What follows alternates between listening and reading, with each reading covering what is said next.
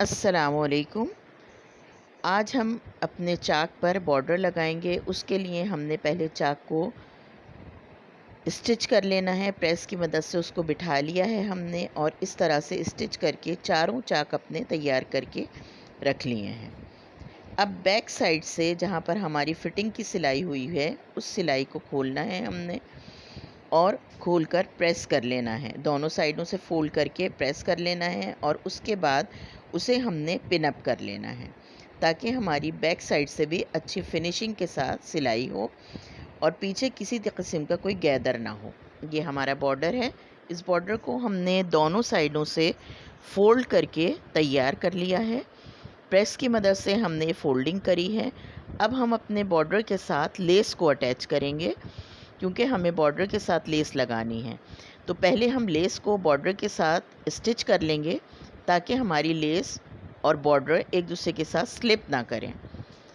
जब ये इसके साथ स्टिच हो जाएगी तो ये फिक्स हो जाएगी और फिर स्लिप नहीं करेगी।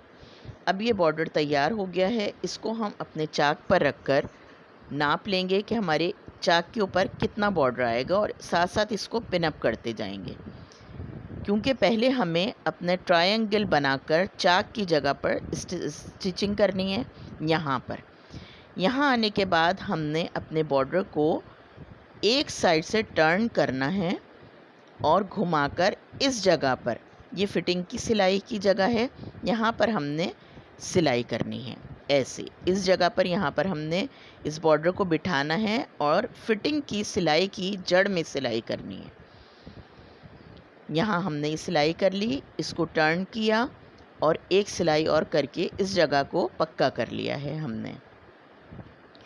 अब यहाँ पर हमारी ये नोक बन जाएगी जब हम दोनों साइडों से अपने बॉर्डर को टर्न करेंगे। ये देखें आप, तो हमारा ये कॉर्नर बहुत खूबसूरत बनकर तैयार होगा। इस तरीके से हमने इसको टर्न कर लिया है, ट्रायंगल शेप दे ली है। अब हम एक साइड की सिलाई करना शुरू करेंगे। एक साइड की सिलाई करते हुए हमें आराम आराम के साथ नीचे की तरफ लेकर आना है। सिलाई हमने ऐसे करनी है कि सिलाई हमारी लेस पर नहीं आए बल्कि सिर्फ बॉर्डर के ऊपर आए। बिल्कुल फिनिशिंग के साथ कॉर्नर तक लाने के बाद आपने बॉर्डर को कट कर लेना है। यहाँ से हमने अपने बॉर्डर को कट कर लिया जहाँ तक हमारे दामन आ रहा है और अपनी एक साइड की स्टिचिंग हमने कंप्लीट कर ली है। अब उसी तरीके से दूसरी साइड की भी ट्रायंगल शेप लेते हुए हमें बॉर्डर के ऊपर सिलाई करनी है।